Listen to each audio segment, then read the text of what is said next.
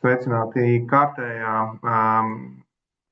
Zoom tikšanās vai attālinātā tikšanās, kur mēs runājamies ar iedzīvotājiem, stāstam par to, kas ir aktuāls pašvaldībā. Un šodien mēs gribam parunāt par to, kur tērējam naudu. Iespējams, pats svarīgākais jautājums attiecībā uz pašvaldību. Kā tad pašvaldība tērē to naudu, ko nodokļu maksātāji maksā? Kādas jomas mums ir prioritātes? Un par to šodien mēs gribam arī jums pastāstīt. Un mēs ļoti priecātos, ja jūs arī uzdot jautājumus vai nāk klajā ar kaut kādiem viedokļiem. Šim sasaukumam šis ir pirmais budžets. Un, protams, ka mēs jau nenācām arī uz baltu lapu. Bija daudzas iestrādes, kas bija no iepriekšējiem sasaukumiem, darbi, kas ir darīti ilgstoši, un arī mēs pret tiem izturamies ar pietāti, un skaidrs, ka ir jāturpina tās labās lietas, kas ir iesāktas. Un lielā mērā šis budžets ir turpinājums tām darbībām vai uzsāktajiem projektiem, bet jau ar tomēr varbūt nedaudz citu skatījumu un citām niansēm ieviešot arī jaunas lietas. Un par to mēs šodien jums arī pastāstīsim. Man personīgi šis bija pirmais budžets, kuru sastādīja pašvaldībā kā vadītājs. Jāsaka, tā tīri personīgi diezgan interesanta pieredze. Sākot ar to, ka līdz gada beigām, piemēram, nebija īsti skaidrs, kāds tad būs šis kopējais pašvaldības maks. Jo mēs jums vēlāk parādīsim, kā ienākums sadalās. Ļoti liela daļa no pašvaldību ienākumiem ir atkarīga arī no valsts dotācijām, jeb to, cik daudz valsts iedod naudu pašvaldībai dažādām programmām. Plus, protams, vēl jautājums, kā tiek sadalīti nodokļi un kurš ieņem tā nodokļu naudu aiziet. Līdz pat, es teiktu, pagājušā gada beigām nebija līdz galam skaidrība. Pat neilgu laiku pirms budžeta pieņemšanas bija pretrunīga informācija par to, kādas virziena vai nodokļu nianses būs spēkā. Līdz ar to mēs līdz galam arī nevarējām prognozēt mūsu kopīgo naudas apjomu. Un tad, ja nemaldos, novembra beigās vai decembra sākumā valsts pieņēma budžetu, tad arī mēs sākām jau konkrētāk plānot. Un gan tikāmies ar faktiski visām iestādēm, gājām cauri budžetiem, gan tikāmies deputātu starpā, gan vadībā. Un bieži vien bija tā, ka es aizgāju gulēt ar jau tādu mierīgu prātu, ka mēs budžetu esam sabalansējuši, ko tas nozīmē, ka izdevuma un ieņēmuma daļas ir tā kā līdzsvarā. Un nākamā dienā uzzina tomēr, ka tomēr 500 000 trūkst. Un tas ir bijis tāds izaicinošs, varbūt laiks ātri adaptēties, skatīties, ko mēs varam darīt savādāk, kur mēs varam būt efektīvāki. Un tajā visā, protams, arī svarīgi bija izvirzīt prioritātes, jo naudas, kā vienmēr, par maz, un tās lietas, ko mums vajadzētu pašvaldībā, noteikti ir daudz vairāk. Gandrīz visās jomās.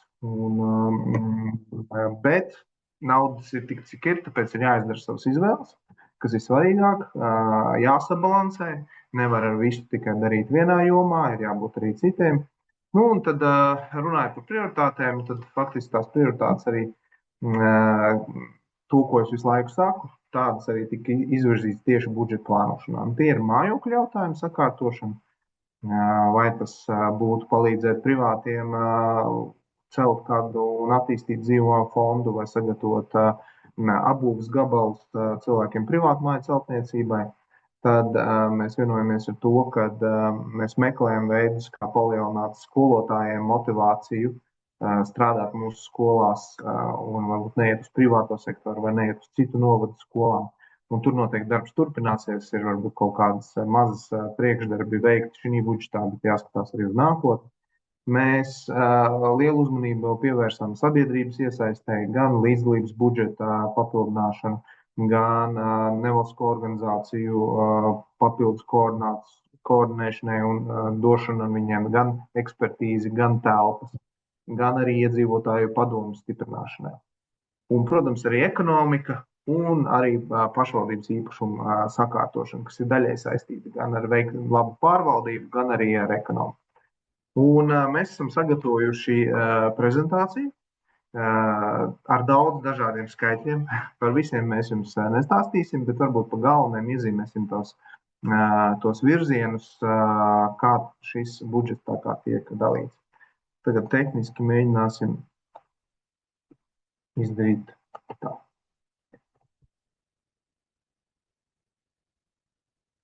Tā, vai pārējie redz prezentāciju Zoomā? Māja galvas. Jā, ir viss kārtībā. Paldies. Jā, šodien ir arī izpildirektors Andris Lapiņš un izpildirektora vietnieks Edgars Roslavs.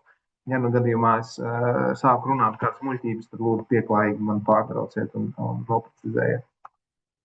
Tātad, runājot kopumā, tātad par pašvaldības budžetu, šeit ir tādi kopīgie skaitļi. Tātad ieņēmumi 43 558 000, un tātad jūs redzat, ka cipari gan izdevumi, gan finansēšana ir lielāki. Un šeit daļu, tātad, lai būtu sabalansēts, iztrūkstošo naudu mēs daļai sedzam ar aizņēmumu. Un ko tas nozīmē? Tas nozīmē to, ka kaut kādā mērā mēs aizņemamies uz nākošo gadu prognozējamo pieaugumu. Katru gadu jau pašvaldību budžets palielinās nodokļu ieņēmumi, un uz to prognozējot kaut kādā mērā arī notiek gan valsts, gan arī pašvaldības aizņemās, lai attīstība, lai izdevumu sekšanu jau notiktu ātrāk. Zinot to, ka, protams, būs jāmaksā arī procenti, bet ir arī tās princips valstī, ja gadījumā ienākuma nodokļu ir pārpilde, tad to papildus novirza kredītsaistību dzēšanai. Un tā arī bijis šogad, ka mums nodokļu pārpilde bija ap 70 000, un tas viss tika novirzīts uzreiz aizņēmumu dzēšanai. Par prioritātēm. Tātad par prioritātēm es jau minēju. Lūk, kā sadalās ieņēmumi. Varbūt tiem, kas nav sakojuši līdzi vai iedziļinājušies, kā pašvaldību budžets sastāda, jāsaka, ka te skaidri var redzēt, ka faktiski pusi no pašvaldību ieņēmumiem sastādā dažādi valsts transferi, jeb dotācijas. Un ko tas bieži vien nozīmē, ka teorētiski šis budžets skaitās pašvaldībai, bet pēc būtības jau pašvaldība izmanto tikai tādu kasieru funkciju ar salīdzinoši mazām varbūt iespējām kaut ko mainīt, piemēram, izglītībai vai tam līdzīgi mēs saņemam naudu no valsts, un mēs viņu tālāk novirzam skolotāju algu apmaksāšanai. Līdz ar to šo daļu pēc būtības pašvaldības mēs nevaram noteikt, kā viņu tērēt. Tā kā kaut arī budžets ir 43 miljoni, tad tā mūsu lemjamā daļa, es teiktu, ir vismaz uz pusi mazāk.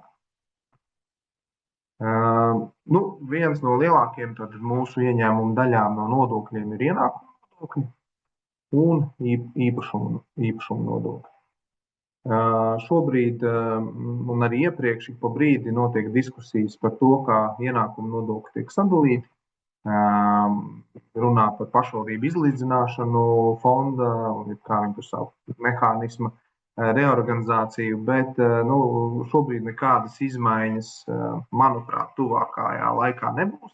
Kaut arī tiek runāts, jo ir ļoti grūti atrast tādu risinājumu, lai visas pašvaldības būtu apmierinātas. Ja nedodot papildus valsts naudu, vienmēr būs kāds pašvaldības, kas zaudēs. Un būsim atklāti, priekšvēlēšanu gadā droši vien jau neviens negribēs būt sliktais, līdz ar to es pieļauju, ka tāds finansēšanas mehānismu no valsts puses šajā gadījumā nemainīs. Bet ir arī diskusija par to, ka nākotnē varbūt šī nodokļu grupa, kas nāk uz pašvaldību, varētu mainīties. Piemēram, ņemot vērā ne tikai iedzīvotāju deklarētās dzīvesvietas, bet arī viņu darba vietas. Ka kaut kāda saistība ir arī to, cik daudz uzņēmumu un kurā vietā ir darba vietas.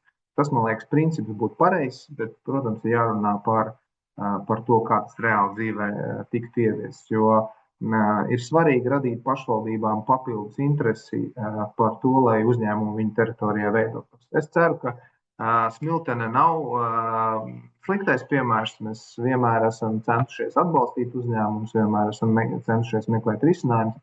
Bet Latvijā ir arī virkni piemēru pašvaldību, kur tas nav tik svarīgi. Tātad šeit arī viena no tādām lielām ieņēmumu sadaļām, kas nākamajā budžetā ir palielināta, tā ir ieņēmumi no īpašuma iznomāšanas un pārdošanas.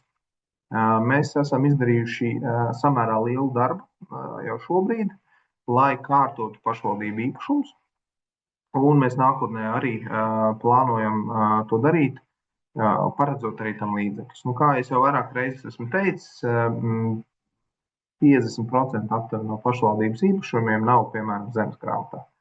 Un ne visus vajag rakstīt zemes grāmatā, bet ir virkne īpašumu, kuru, ja viņi nav zemes grāmatā, mēs nevaram ar viņiem rīkoties. Mēs esam gājuši cauri gan mežu īpašumiem, skatījušies, kā labāk kopt un attīstīt, gan izmantot papildus varbūt lauku atbalsta programmas, gan mežu retināšanā, gan mežus arī stādīt. Un caurskatīsim arī citas iespējamas īpašuma formas un skatīties, kā viņi efektīvāk izmantot. Tāpat mēs esam ķērušies klāt arī bez īpašumu sakārtošanai. Tur ir sarežģītāks, šodien neiešu detaļās, bet tas paredz to, ka mēs caur tiesām mēģinām sakārtot šo jautājumu. Novadā mums ir pār 150 vismaz šādi īpašumi, kas nevienam nepieder. Tā. Izdevuma daļa. Šis laikam droši vien iedzīvotājiem ir vissvarīgākā daļa. Tātad, kur tad galvā, kā tad tā naudiņa tiek tērēta? Lielākā daļa absolūti ir izglītība, un tas ir arī saistīts ar to valsts finansējumu. Un izglītība ir arī viena no mūsu prioritātēm, kā jau es minēju. Ļoti svarīgi ir, ja mēs runājam par novadu, kur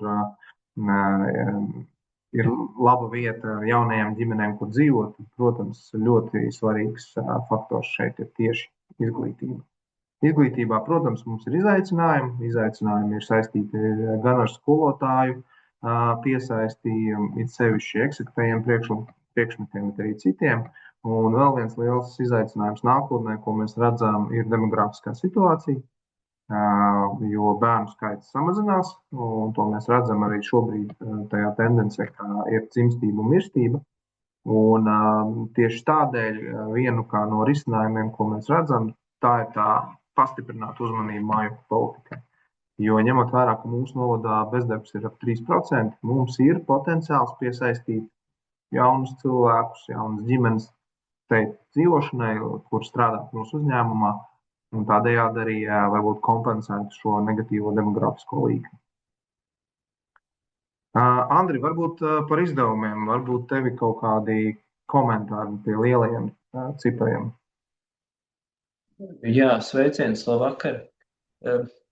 Tālākajās sadaļās jau būs droši vien par katru šo ekonomisko sadaļu atsevišķi, tad droši vien, ka varam arī tad parunāt vēl sīkāk. Bet, man liekas, tā no gadu uz gadu skatoties, proporcionāli izdevumi ir kaut kur līdzīgi.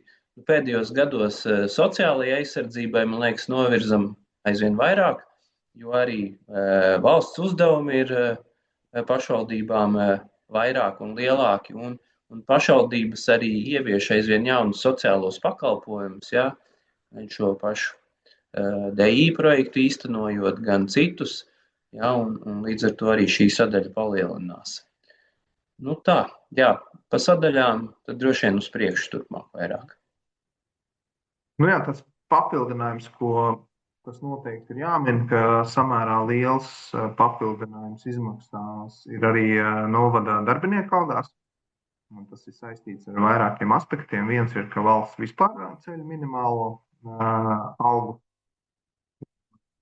Pašvaldībās daudz strādā ar minimālo algu. Un, protams, mums arī jāskatās, lai pašvaldības atalgojums darbiniekiem būtu daudz maz konkurētspējīgs ar privāto sektoru un arī ar konkurējušām pašvaldībām.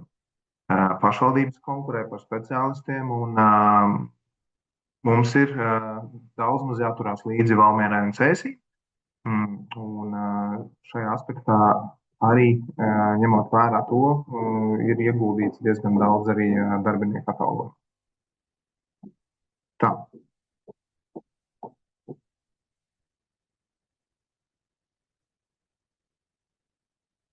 Šeit var redzēt tātad izmaiņas 28. gadā no 25. gada.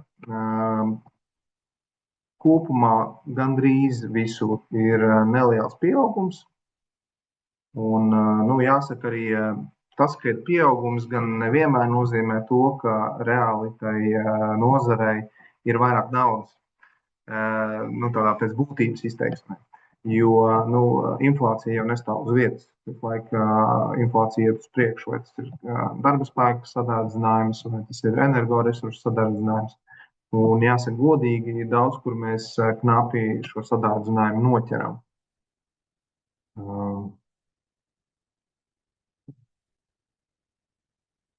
Tātad šī sadaļa pēc būtības ir tā slavenā pašvaldības birokrātija, kurai pašvaldības budžets arī tiek novirzīts. Kā jau es minēju, tad ir šis pieaugums, kas ir minimālās algas tieši darba spēkam, un arī kopēja atalgojuma līmeņa celšana. Tāpat laikā es gribu atgādināt, ka mēs kā pašvaldība izturamies atbildīgi, un mēs visu laiku skatāmies iespējas un skatāmies efektivitāti, vai šīs darba vietas ir nepieciešamas pašvaldībā vai nav. Kā mēs varam efektivizēt, kā mēs varam skatīties kaut kādus digitālos procesus, ieviest vairāk, lai vai nu atvieglotu darbiniekiem, vai arī samazinātu. Ja mēs skatāmies vispār tādā visas Latvijas griezumā, tad jāsaka, mēs Smiltenes novads darbinieku skaita attiecībā pret iedzīvotājiem, mēs atrodamies kaut kur pa vidu.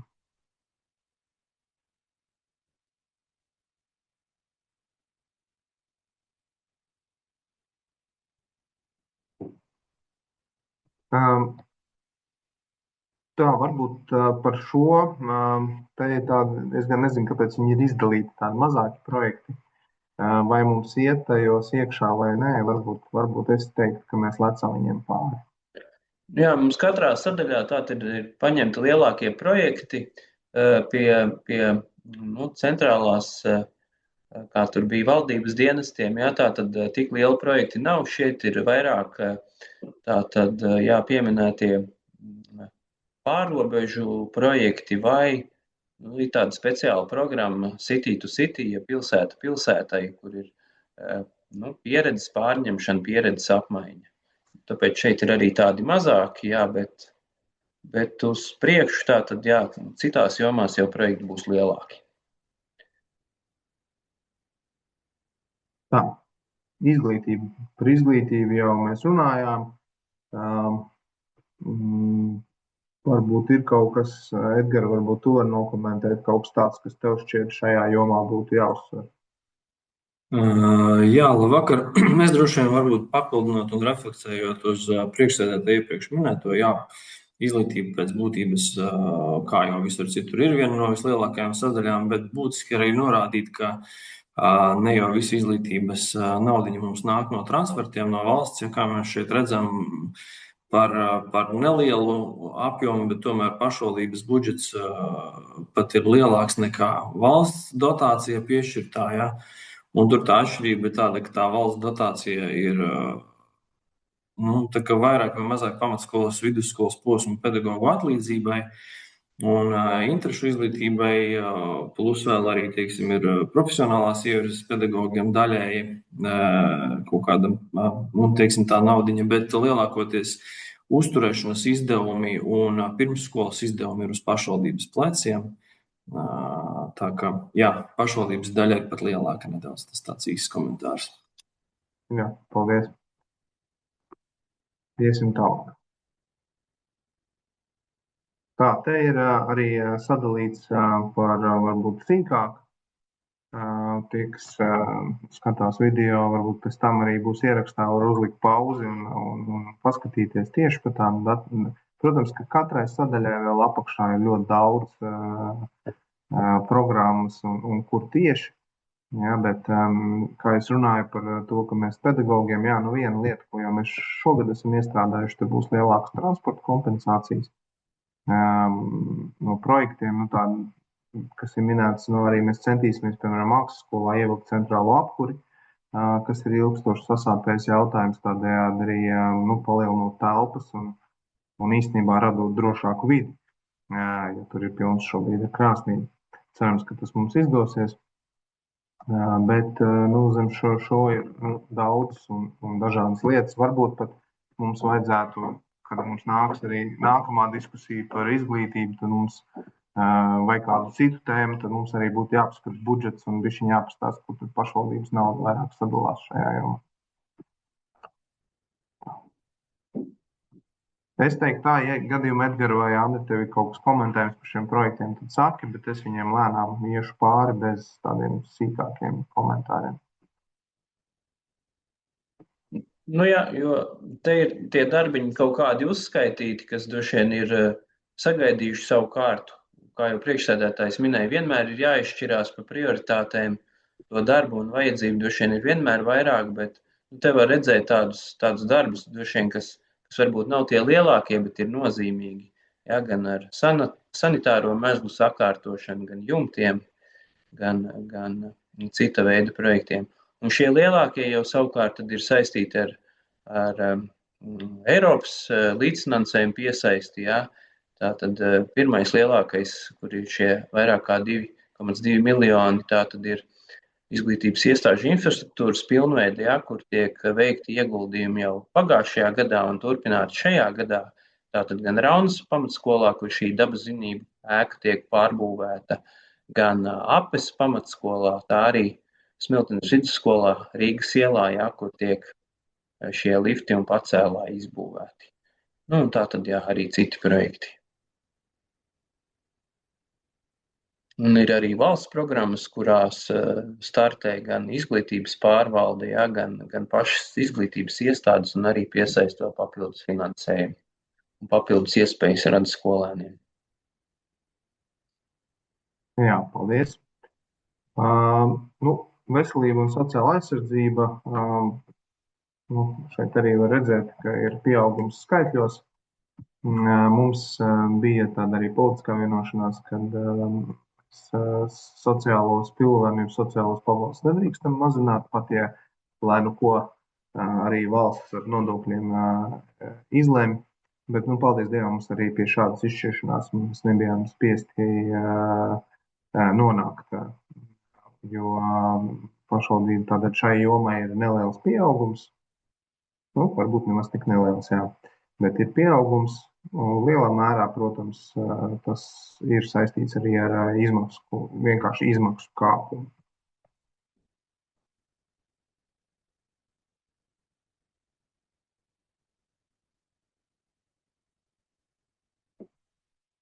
Tātad, ja jums ir kādi jautājumi, varbūt konkrēti par kādu no šiem projektiem, tad lūdzu, jā, komentāros vai sūtiet mums, mēs atbildēsim. Tad samērā nozīmīga, protams, daļa ir arī teritorijas attīstība, kopšana, uzturēšana, un šim ir paredzēts tātad pāri par 4 miljoniem. Mēs esam skatījušies līdzīgi kā iepriekšējā gadā, bet arī investēt pagastos dažādu apgaismojumu risināšanā, ko mēs esam daudz sadzirdējuši no teritorijām.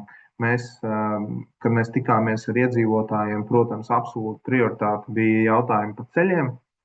Un, jāsaka, tā naudiņa ceļos, ko mēs saņemam no valsts, viņa nav īpaši mainījusies. Un arī mēs esam nonākuši pie tās diskusijas iekšēji, kādas ir iespējas palielināt to finansējumu pagastu ceļiem un kā vispār optimizēt. Un viens no risinājumiem, ko mēs plānojam ieviest, ir tas sasaistīt papildus naudu ar īpašumā pārdošanu. Ja pašvaldība pārdod kaut kādu īpašumu, vai tas būtu mežs, vai tas būtu Gaujienas pils, mēs runājam, ka 10% no tiem būtu jāatgriežas pagastā, un viņiem būtu jābūt orientētiem tieši uz ceļa infrastruktūras sakārtošanu. Tā nebūs milzīga nauda, bet tomēr tā varbūt būs nauda, kas palīdzēs sakārtot tādus ceļu posmus, kas ilgstoši ir tikuši atlikti. Vienkārši uzturēti, bet nevis uzlaboti. Un pie tā mēs arī turpmāk strādāsim.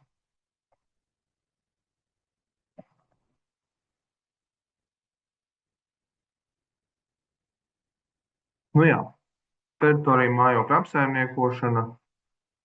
Tātad viss, kas saistīts ar centralizētām apkurēm, ūdensvadiem, arī pašvaldības īpašumiem, dažādu projektu apgūšanu, kas ir paredzēta.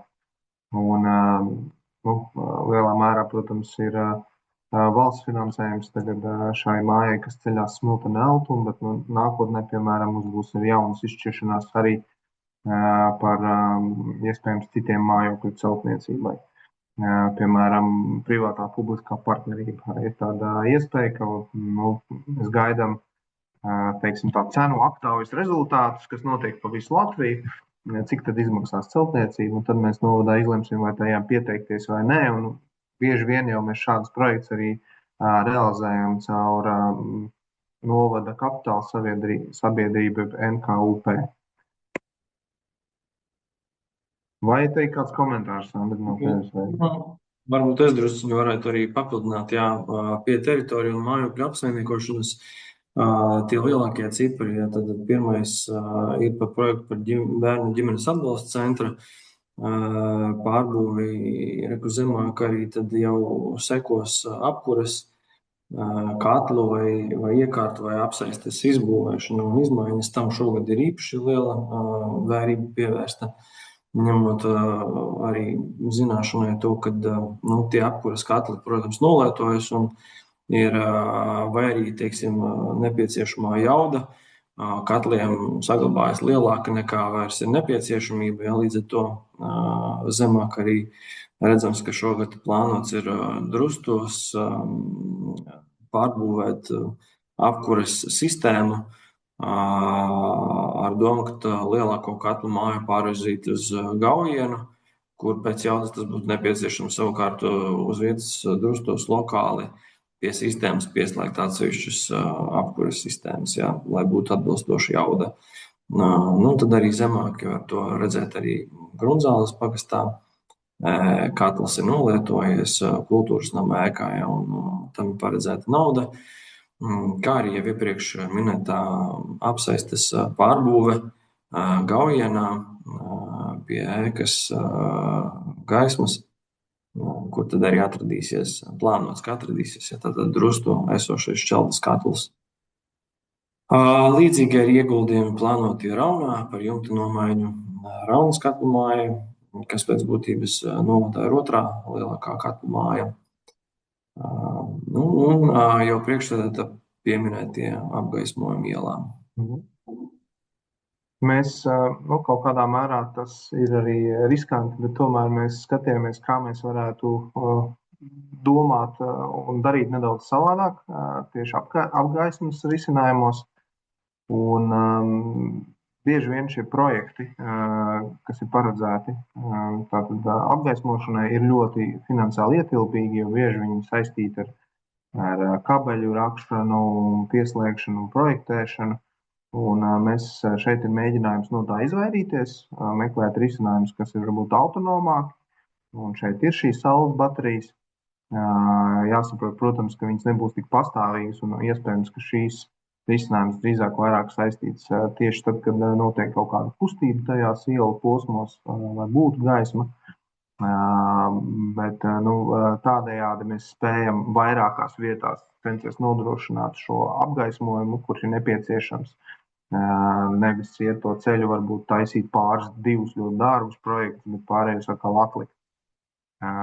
Protams, vērtēsim, kā tas mums ir sanācis un vai tas būs liederīgi, jo kaut kādi riski, protams, ar to pastāv, it sevišķi ilgajā ziemā. Un to mēs saprotam. Bet runājot par apkuri, jāsaka, tas mūsu novadā ir liels izaicinājums, tieši apkuras sistēmas. Daudz, kur viņas nav energoefektīvas, tās pašos drustos. Mēs rēķinājām, ka ir līdz pat 30% zudumi šai vecajai apkuras sistēmai, kas ir ļoti liels skaits. Grunzālē mums arī pēkšņi faktiski bijām fakti priekšā, ka šī apkuras katls ir beidzies, savu laiku nokalpojis, un arī daudz kur citur objekti tiek kurināti vienkārši ar malkas krāsnīm, kas prasa, piemēram, samērā lielu darba spēku iesaisti. Un tie cipari, es teiktu, salīdzinot ar mūsu budžetu, tiešām ir lieli. Bet mēs saprotam, ka tie lēmumi mums ir jāpieņem tagad, jo tiklīdz mēs turpinām darbināt neefektīvas, piemēram, apkuras sistēmas un zaudēt 30%, ar to pašu summu, ko mēs tagad iegūdam, mēs pāris gadu laikā vienkārši nodedzinātu. Un to mēs nevēlamies darīt. Bet darba šajā jomā vēl ir diezgan daudz.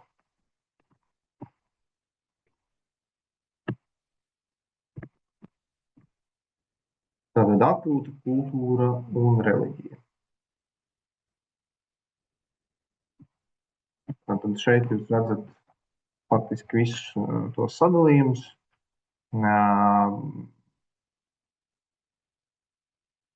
Ko es varu komentēt? Mums ir jauna kultūras jomas vadītāja, kur arī mēs skatāmies varbūt nedaudz citu skatījumu. Mēs arī skatāmies uz to, lai kultūras pasākumi iedzīvotājiem būtu interesanti. Un to mēs vērtējam pēc apmeklējuma, un attiecīgi no tā mēs izvērtējam, kā mēs nākotnē dodam finansējumu, jo nav vajadzīgs ķeksītis, kultūras pasākumu vajadzīgs tā, lai iedzīvotājiem viņi interesē, lai iedzīvotāji piedalās. Un mēs arī ejam uz to, ka virkne no kultūras pasākumiem būs par līdzfinansējumu, lai viņi vienkārši būtu kvalitatīvāki, un mēs kā pašvaldība varētu atļauties arī viņus organizēt.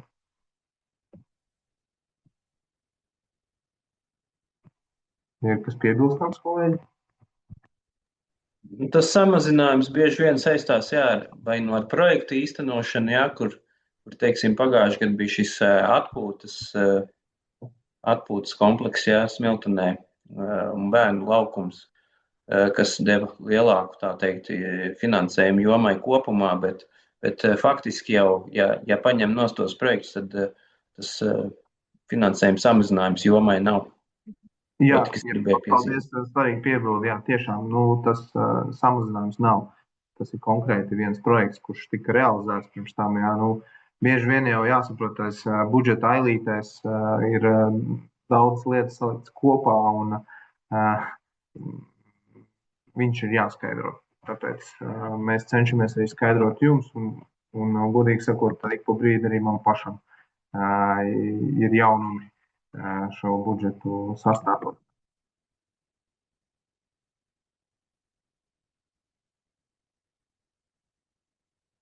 Nekurā kaut piemēram parādās, ka vēl viens tāds nav apkurss sistēmas sakārtošana, kultūras. Jā, par šīm apkurss sistēmām tad vēl droši vien maza piezīme, jo tur, kur ir kaut kāda veida optimizācijas veiktas un kur ir pašvaldības ēkās jau vairākas funkcijas iekšā un kaut kas palicis nesakārtots, kā piemēram apkurss sistēma, tur tas pamatojums, protams, ir daudz lielāks. Un beidzot ir laiks droši vien pāriet no apkuras krāsnīm ar malku kurinātajām uz kaut kādiem mūsdienīgākiem risinājumiem. Jā, un tad mēs nonākam pie ekonomiskās darbības. kas arī bija izaicinoši diskutēt par budžetu, jo tad, kad visu kaut kam vajag, tad bieži vien skatās, labi, saglabāsim to kas ir, bet varbūt ņemsim no attīstības. Mēs centāmies darīt visu, lai tomēr tas tā nenotiktu. Jāsaka, vēl neilgu brīdi pirms budžeta apstiprināšana nauda Viedrades kvartāla, piemēram, projektēšanai nebija. Tomēr mēs saņēmām informāciju, ka viens projekts par dzīvokļu renovāciju netiks īstenots, jo valsts tā programma nedarbosies. Līdz ar to mums parādījās pamats vēlreiz iet cauri visiem pašvaldības izdevumiem. Mēs tiešām daudzām institūcijām jāatvainojās daudzām nodaļām, kur mēs ļoti skarbi piegājām un neļāvām neko ārpus esošā jaunu pirkt, ja tas nebija ļoti nopamatots, bet mēs spējām atgriezt šī Viedrades kvartāla projektēšanu, kas ir svarīgi arī Smiltenes pilsētai, kā tāda jauna centra radīšanu, un radīšanu nevis tādā bezgalīgā nākotnē, bet jau konkrētā pārskatāmā periodā. Un cerams, ka šogad mēs arī pieteiksimies projektam, cerams, ka mēs saņemsim finansējumu jau uz nākamo gadu vismaz tā komunikācija ievilkšanā un varbūt daļa ēku nojaukšanā. Bet tātad par projektiem. Es iešu uz priekšu, droši vien, tad man būtu jāmin lielākie, kur jūs. Te gan es lūgtu, Andri, jau tavus komentārus. Jā. Tātad, protams, lielākie projekti ir principā vairāku gadu projekti, bet šī gada budžetā parādās konkrētā budžeta gada summa. Un tātad šis pirmais uzņēmējdarbības teritoriju paplašināšanas Smiltenes pilsētā, jeb Limbažu ielas izbūve starp Gaujas un Daugavas ielām, ir arī jau plānots projekts, ir uzprojektēts, ir CFLA ir Eiropas finansējumu apstiprinājis, un tātad šajā gadā jāsāk šīs teritorijas un ielas izbūve, kas būtu pa pamatu tad gan ražošanas teritoriju jaunu izveidēji, gan arī dzīvojamās teritorijas jaunai izveidēji. Un jā, tātad šogad nepilni 2 miljoni, un tad arī nākamgad vēl darbi turpinātos. Nākamais uzņēmējdarbības veicināšana Smiltenes pilsētā, ja tā ir tātad centra pārbūve, šī kārta, kas ir uzsākta pagājušā gada nogalē, un tātad arī šis projekts turpināsies. Pagājušā gada nogalē ir veikti darbi aptuveni par 15% no kopējā apjoma, kas plānoti. Un tātad šajā gadā arī līdz rudenim šis projekts jāpabeidz. Tātad par teritoriju, kur bija vecā autoosta, Kalna iela, tad Pilsielas daļa un, protams, arī pats baznīcas laukums. Jā, tad nākamais ir jau priekšsēdētāji pieminētais Viedrades kvartāla, ir Pilsiela 9 projektēšana, kas jāturpina, lai varam piesaistīt arī nākamos finansējumus. Tad multimodālais sabiedriskais transporta tīkls, gudrs nosaukums, bet principā tas ir Smiltenes autoostas turpmākā attīstība, kur arī paredzēta ir programma, kurā startēsim, lai iegūtu autoostai gan nojumes, gan tātad blakus šos krustojumus pilnveidotu, lai būtu ērtāk un drošāk iebraukšana, izbraukšana. Tad arī, tātad ir iesniegts projekts par pašvaldības zemi apmežošanu, jaunjauču retināšanu pašvaldības īpašumos. Tas arī būs vairāku gadu projekts. Pasākumi, tātad nodarbinātībai, kur arī katru gadu startējam gan jauniešiem, tātad radot papildus iespējas nodarbinātībai vasarā. Un arī tātad uzņēmējdarbības veicināšana Smiltenes pilsētā 4. kārta, tā būs gatavošanās jau šim baznīcas laukuma noslēdzošajai kārtai, kur principā pati šī baznīcas priekša būs kā pēdējā kārta, kas vēl būs jāīsteno. Un arī zivju resursus katru gadu pavairojam, arī ir tāds plāns, Un, ja nemaldos, 7 ezeros ir šajā gadā paredzēts pavairot zivju resursus.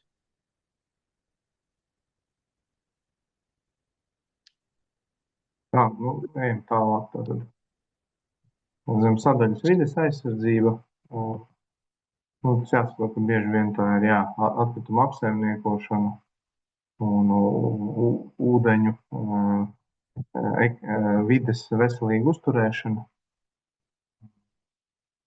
Šeit ir ezera tīrīšana, tātad ūdens attīrīšana un tam līdzīgi. Kas pārsvarā ir viss arī līdzfinansējumi, vai ne? Jā, es atvainojos, šeit droši vien papildināt būtu būtiski, ka šī izdevuma sadaļā lielākoties sastāv no dabas resursu nodokļa iegūtā, kas arī mērķtiecīgi ir jāizmanto šo funkciju īstenošanai. Tātad šis nodoklis ir iezīmēts, viņu nevar izmantot visur, viņu jāizmanto tieši šādiem projektiem. Tātad mēs arī esam vairāk šogad atbalstījuši pašvaldības policiju, kā citus gadus. Vien ir objektīvi arī tas, ka autoparks novecojis un mēs paredzam iegādāties jaunu specializētu auto pašvaldības policijai. Tāpat beidzot arī tiks iegādātas bruņuvestes mūsu policistiem. Kurā gadījumā mēs redzam, ka šī ir tomēr ļoti tāda noderīga struktūra vienība priekš pašvaldības, ko bieži iedzīvotāji izmanto, un arī ņemot vērā mūsu pierobežu status, ir ļoti, ļoti svarīgi, ka viņi ir labi ekipēti un funkcionēti. Un, protams, šeit arī ir patvērtņu pielāgošana un aprīkošana civilās aizsardzības mērķiem. Šeit mēs izmantojam arī valstiskās programmas un skatīsimies nākotnē vēl iespējas uzlabot šo tīklu, jo objektīvi skatoties šobrīd, protams, ka viņš ir nepietiekams. Ja gadījumā nedod Dievs ir x stunda, tad mums būtu nepieciešama vairāk šādas telpas. Tad tāds būtisks arī bija skatīties, kā mēs varam atbalstīt iedzīvotāju pašu iniciatīvas. Jo, ko mēs gribam iznest to domu, ka pašvaldība tas nav 15 deputāti un administrācija, tie ir visi iedzīvotāji, kas šeit dzīvo, kas maksā nodokļus, un arī iedzīvotājiem ir jāpalielina tās iespējas kaut ko noteikt. Viens no tādiem labiem rīkiem ir līdzdalības budžeta konkurss, kur mēs palielinām par 50% finansējumu nekā iepriekš. Tas, manuprāt, sevi pierādījis par to, ka iedzīvotāji gan var nodefinēt, kas viņiem ir vajadzīgs, gan arī aktīvi iesaistās balsošanā. Un, ja viņi gadījumā šo ir izcīnījuši, tad es teiktu, ka iedzīvotāji ir vairāk interesēti arī pēc tam viņu uzturēt kārtībā un varbūt pieskatīt šos objektus. Un, tāpat šeit jūs redzat vairākas citas iniciatīvas, kuras mēs esam saglabājuši, bet es nezinu, vai prezentācijā, bet viena tāda būtiska lieta, ko mēs esam ieviesuši no vasaras, būs tas, ka nevalstiskām organizācijām būs sava telpa, kur tikties, kur izmantot nevalstisko organizāciju pasākumiem. Mums būs atsevišķi koordinators, kas strādās ar iedzīvotāju padomēm, kas palīdzēs viņām varbūt uzturēt dialogu ar novada vadību, palīdzēs varbūt gan vai nu pasākumu organizēšanā, vai varbūt savas darbības organizēšanā. Un daudz, kur šīs iedzīvotājs padomas nemaz nav, varbūt arī viņu izveidošanā. Plus mēs ceram, ka šīs koordinators pārņems tātad virkni projektu, šo projektu koordinēšanu, bet arī palīdzēs nevalstiskām organizācijām rakstīt projektus un pieteikties finansējumam, kas ir ārpus pašvaldības. Līdzīgi mēs labu piemēru esam redzējuši Alūksnē, kur tā, ja finansiāli runā, tad 15 gadu laikā novadam ir piesaistīt vairāk nekā 2 miljoni eiro dažādu nevalstisko organizāciju projektiem. Bet, protams, tas jau ir pašu organizāciju darbs. Mēs sniegsim tikai un vienīgi atbalstu. Un ļoti ceram, ka nevalstiskās organizācijas kapacitāte stiprināsies un viņas būs arī varbūt vairāk mūsu novadā. Tā nu mēs esam nonākuši līdz prezentācijas galam. Protams, ka šajā īsajā laikā mēs varam tikai daļu no tiem visiem cipariem pastāstīt un varbūt pieskarties svarīgākajām lietām. Un, protams, ka kaut ko jau mēs esam arī aizmirsuši pateikt.